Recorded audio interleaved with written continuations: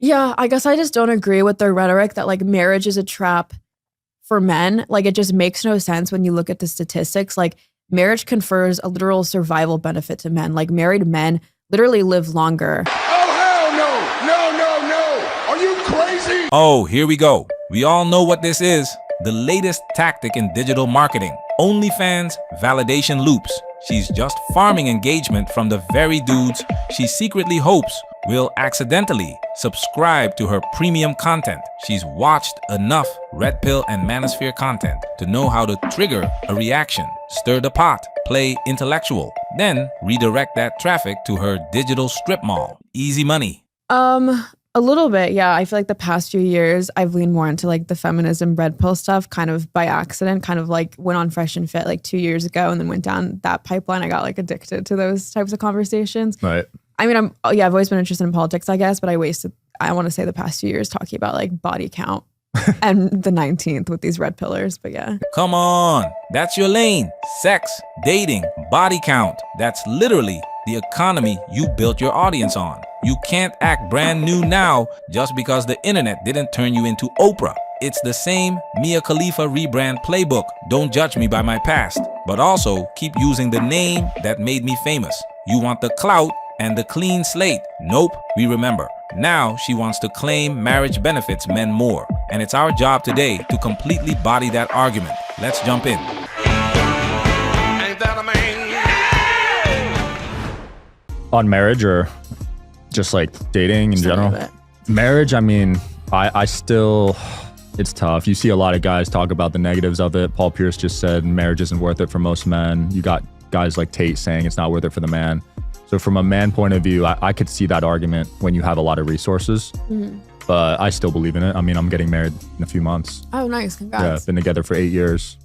So I don't know. I think it's case by case. I think a lot of people try to give this broad advice, but everyone's situation is different. Are we happy for him? Absolutely. Do we think it's smart? Absolutely not. He's been with her for 8 years. Let's not pretend the wedding night is gonna unlock some magical new dimension. That punani has seen more annual holidays than his barber. So why marry now? Is it love, security, social pressure? Whatever it is, if he's got assets and no prenup, he's walking into a bear trap in slow motion. Ask Travis Hunter in a few years how that went for him. But don't worry, Farhad's about to make our case for us. Like, look at you, like you're balling, you're making a ton of money. Marriage for you's, you're not gonna be able to relate to the average girl.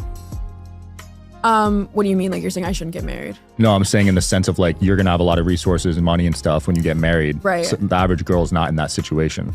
You know what I mean? It's a different dynamic, I think.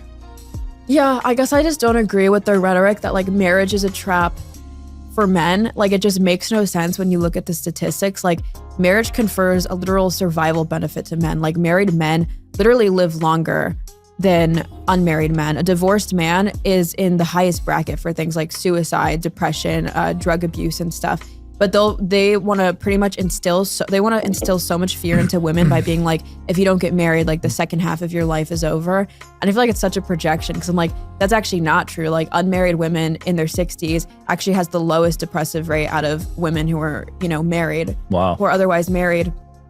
And that's because like a lot of these women, they're shoring up like most of the household work, even if they're still like the primary breadwinners. So they're doing most of the work. Like men in marriages actually do less housework than when they were single. Because when they're single, they're like, they have to clean up after themselves. But now when they're married, they basically have like a mom that they fuck, as vulgar as that sounds. Yeah. Like that's basically what it is. So I think it's just funny that, red pill and like trad cons want to act as if marriage is, I'm not saying marriage is a bad deal for women, but I just think it's funny to look at the fact that it literally increases your longevity as a man. And this is depressing. Reversely, sometimes it decreases your longevity as a woman because not necessarily that it's like depressing or bad, but it's like because you're doing so much work. You're taking care of not just your children, but basically now you're like, your son of a husband and stuff. So I don't know. I just think it's dishonest. Or I don't think it's dishonest. Yeah, I think it's like very strategic for them to try and now like reverse psychology women into being like, no, see, like you'd be so lucky to get married. Like no one's going to marry you when it's like, that's always been the best deal for men, in my opinion. If you're debating fifth graders, maybe this logic lands. But here, no ma'am. Let's fact check. According to real data, married men live 2 to 4 years longer than single men. The average male life expectancy is 75.9 years. So congrats fellas, if everything goes perfectly, you might make it to 79 before the alimony kicks in. Telling men to sign a lifetime contract because they might gain a couple extra years while ignoring divorce court, custody battles, alimony, and emotional bankruptcy is like saying, yeah bro, jump in the shark tank, the water's warm. And now the kicker, roughly 50% of marriages end in divorce, and the average one lasts 7 to 8 years. So statistically, this host has a better chance of living to 75 than making it to his 15th anniversary. And if he divorces, he'll pay financially, emotionally, spiritually. But hey, he lived 2 extra years, so worth it. Next. I think, yeah, there's a lot of projecting because you see these men that have amassed a huge net worth, they get divorced and they lose half. So then you'll see these articles about Jeff Bezos losing $50 billion. And then I think that scares a lot of guys. And then because they're going to be in that situation. Well, just like you'll see Myron talking about it, like you'll lose half your money or whatever. Don't get married, stuff like that. It's just so funny because didn't she like help him build that company and then he wittingly had an affair and left her? Like in what universe is he the victim? Yeah, they had a prenup too, I think. But since he cheated, it was null. Yeah, I just think it's funny that people like think the Saab story there is like the male billionaire adulterer who like co-built this company with his like loving and faithful wife. I'm assuming she was faithful, but yeah. No, that's not the point. You're doing this thing again, playing dumb on purpose to dodge the facts. We all know it doesn't matter who cheats. Men still pay. Assets, custody, alimony. The courts don't care. And post-divorce, male suicide rates skyrocket. The 2 extra years you say he might gain, yeah, those get erased real quick when he's living in a studio apartment and his kids call his ex's new man dad. And let's not act like men cheat more, because that narrative is dead. Studies have shown women cheat just as much, if not more, and emotionally first. Plus, half of women admit to having a backup guy. You know, that friend from work, the just in case, plan B. So let's stop pretending infidelity is a one-way street. Women just hide it better, and men just don't want to know. So you're optimistic about marriage, though, for yourself? It depends. I definitely wouldn't get married for the sake of it because I think like a bad marriage or someone who doesn't meet your value system or doesn't respect you, I do think is more disadvantageous for a woman versus like a man. Even with an average marriage with a woman like he doesn't love that much, it's still good for him, right? Because he gets that like, you know, live-in bang-maid mom and stuff versus for a woman, I feel like it is more taxing and draining to be married to a guy. You know, there's a reason that women are more likely to file for divorce. It's because if you're married to a guy who doesn't respect you, he's constantly like dismissing you, having affairs. Like I think David Buss found that like across cultures, like 60% of men commit adultery. Really? Yeah. Holy crap. Yeah. That's way higher than I thought. Yeah. I mean, it's across cultures. So maybe in certain cultures, it's higher. Like obviously in areas where gender norms are more extreme, like, you know, it's higher and stuff. I wonder how they conducted that study too. Yeah, I'm not sure. Because you would assume a lot of guys would lie. Too. Yeah, that's what I mean. That's like, why so it could be even higher, you know? Yeah, that's the depressing part. So yeah, I guess my point is like, I don't think marriage is bad for women. I just think like for men, it's better to be in an average marriage, in a lackluster marriage than no marriage statistically, versus for a woman, I would say it's generally better for your well-being and mental health to be in a marriage where the person actually respects you and matches your values, and you know, you can test that before getting married versus entering like an average marriage, because I think that's going to be more disadvantageous to you as a woman. Makes sense. Oh my goodness. No, it doesn't make sense, brother. Put that quote on the screen like it's holy scripture.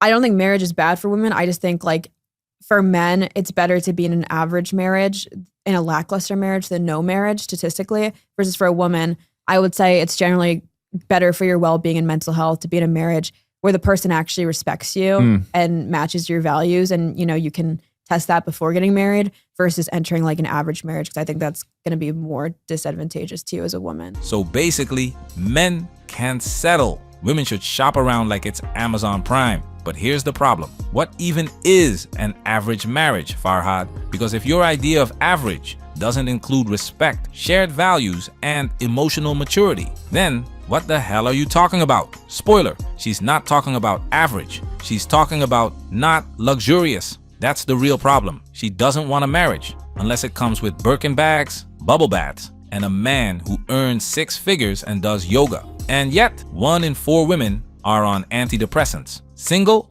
or married, with or without Prince Charming. Meanwhile, men, despite the pressure, the workload, and the do more demands, are statistically happier. Maybe the issue isn't men. Maybe it's the expectations. You see a lot of red pill guys saying don't date women that have kids from a prior relationship. What do you think about that? Yeah, I feel like Andrew Wilson's one of those guys, but he did it, you know? Yeah.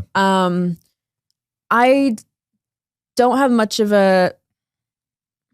I could see if they have the preference for that, but I think acting as if those women are like a cautionary tale is kind of weird, because I don't feel like it's a woman's fault if she gets like abandoned. It doesn't really make any sense, because a lot of that comes from the right. And these are guys who literally shame women for being single issue voters and being pro-abortion.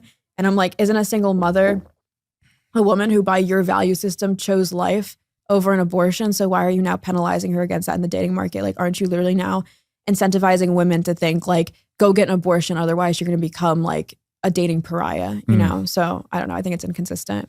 And now we're back in Delusion Town. What BS is this? It's always about what women want, never what men want. Where are the benefits to dating a single mother? Exactly. Crickets. We cooked Dr. Ramen Noodles on this same point. She outlined all the baggage that comes with dating a single mom, and then got mad when men believed her. And now Farhad's doing the same damage control, throwing out politician-level BS to keep her female audience clapping, all while pretending to care what men think. She doesn't care about you, bro, but she'll take your money though. So I feel like it wouldn't be my preference to like date a guy who's already been married or have a kid. Like, you know, if I was like swiping on Tinder, you know, obviously I wouldn't select for it, but if I met a guy and clicked, like I'd probably look past it. Yeah. Are you on the apps, the dating apps? I'm banned off Tinder and Bumble. I don't know why. I've been banned for like 8 years. Do they? Management, we working. Protect yourself at all times. This video has officially been highlighted.